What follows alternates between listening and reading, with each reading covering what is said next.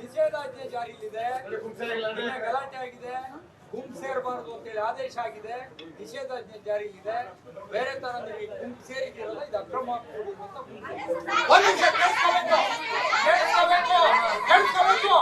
ಅಕ್ರಮವಾಗಿ ಸೇರಿರುವಂತ ಅರ್ಥ ಆಗ್ತಾ ಇದೆಯಲ್ಲ.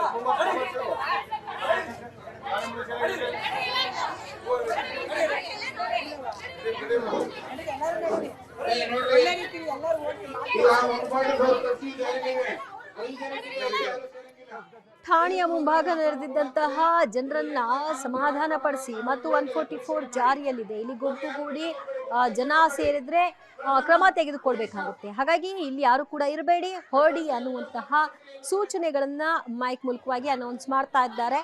ಪೊಲೀಸರು ಅವರನ್ನ ಅಲ್ಲಿಂದ ಚದುರಿಸುವಂತಹ ಕೆಲಸವನ್ನ ಮಾಡ್ತಾ ಇದ್ದಾರೆ. ಆದ್ರೆ ಅವರ ಗೋಳಾಟ ಒಂದೇ, ನಮ್ಮ ಮಕ್ಕಳು ಉತ್ಸವ ಮಾಡಿ ತಪ್ಪ, ಯಾರೋ ಕಲ್ ತೂರಿದ್ರು, ಯಾರೋ ಚಪ್ಪಲಿ ಎಸೆದ್ರು, ಇನ್ಯಾರೋ ಪೆಟ್ರೋಲ್ ಬಾಂಬ್ ಹಾಕಿದ್ರು, ಆದ್ರೆ ನಮ್ಮ ಮಕ್ಕಳನ್ನ ಕರ್ಕೊಂಡು ಹೋಗಿ ಸ್ಟೇಷನ್ ಅಲ್ಲಿ ಕೂರಿಸ್ಕೊಳ್ತೀರಿ ಅಂದ್ರೆ ಇದ್ಯಾವ ನ್ಯಾಯ ಅನ್ನುವಂತಹ ಪ್ರಶ್ನೆಯನ್ನ ಅವ್ರು ಎತ್ತುತ್ತಾ ಇದ್ದಾರೆ.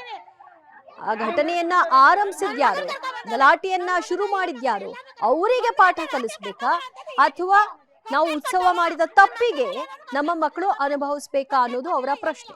ಒಂದೇ ರಾತ್ರಿ ಅರ್ಧ ಹೊತ್ತಿನಲ್ಲಿ ನುಗ್ಗಿ ಮನೆಗೆ ನುಗ್ಗಿ ಕದ ಬಂದಿರೋದು, ಕದ ಹೊಡ್ತಾರೆ, ಬನ್ನಿ ತೋರಿಸ್ತೀವಿ ಕದಗಳನ್ನ. ಈ ತರ ಮಾಡಿ ಅಂತ ಯಾರು ಹೇಳಿದ್ದು? ನಮ್ಗೆ ಏನಾದ್ರು ಹೇಳೋರ?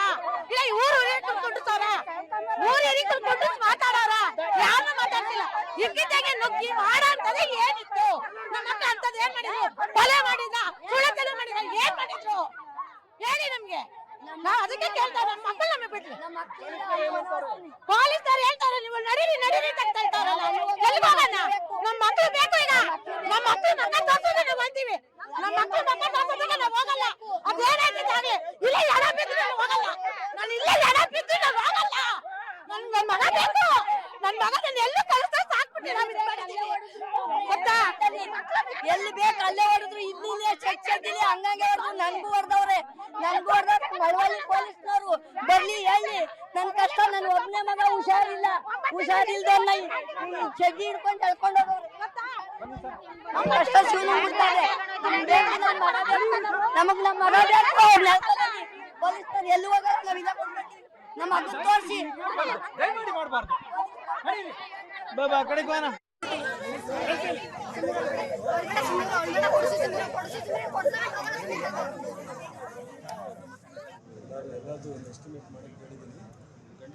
ಓಕೆ, ಸದ್ಯ ಚಲುವರಾಯಸ್ವಾಮಿ ಅವರು ಸಹ ಖುದ್ದು ಸ್ಥಳಕ್ಕೆ ಹೋಗಿದ್ದಾರೆ.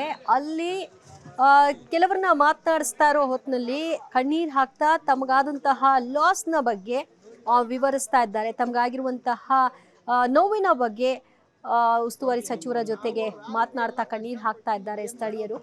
ಏನಾಯ್ತು, ಯಾಕಿದ ಆರಂಭ ಆಯ್ತು, ಪೊಲೀಸರು ಕೊಡ್ತಾ ಇರೋ ಇನ್ಫಾರ್ಮೇಶನ್ ಮತ್ತು ನಾನು ನೋಡಿರುವಂತಹ ಮಾಹಿತಿ ಅದೇ ಸತ್ಯನಾ ಅಥವಾ ಜನರಲ್ಲಿ ಇದರಿಂದ ಸಿಗ್ತಾ ಇರುವಂತಹ ಮಾಹಿತಿ ಏನು, ಅದನ್ನ ಆ ಮಾಹಿತಿ ಸಂಗ್ರಹಕ್ಕಾಗಿ ಖುದ್ದು ಸ್ಥಳಕ್ಕೆ ಹೋಗಿದ್ದಾರೆ ಉಸ್ತುವಾರಿ ಸಚಿವ ಚಲುವರಾಯಸ್ವಾಮಿ ಅವರು. ಈ ಸಂದರ್ಭದಲ್ಲಿ ಜನರು ಕಣ್ಣೀರಿಡ್ತಾ ಎಷ್ಟೆಲ್ಲ ನಷ್ಟ ಆಗಿದೆ, ಏನನ್ನೂ ಕೂಡ ನಾವು ಈ ಇಡೀ ಇನ್ಸಿಡೆಂಟ್ನಲ್ಲಿ ಭಾಗಿನೇ ಆಗದೆ ಇಷ್ಟೆಲ್ಲ ನಷ್ಟವನ್ನು ಅನುಭವಿಸ್ಬೇಕಾಗಿದೆಯಲ್ಲ ಅಂತ ಕಣ್ಣೀರು ಹಾಕೋ ಮೂಲಕವಾಗಿ ತಮ್ಮ ಭಾವನೆಗಳನ್ನ ವ್ಯಕ್ತಪಡಿಸ್ತಾ ಇರುವಂತಹ ಪರಿಯರು. ಹಲವಾರು ಅಂಗಡಿಗಳು ಸುಟ್ಟು ಹೋಗಿವೆ, ವಸ್ತುಗಳನ್ನೆಲ್ಲ ಚಲಾಪಿಲಿ ಮಾಡಿದ್ದಾರೆ, ಗಾಜುಗಳನ್ನ ಧ್ವಂಸ ಮಾಡಿದ್ದಾರೆ, ವಾಹನಗಳನ್ನೆಲ್ಲ ಸುಟ್ಟು ಹಾಕಿದ್ದಾರೆ.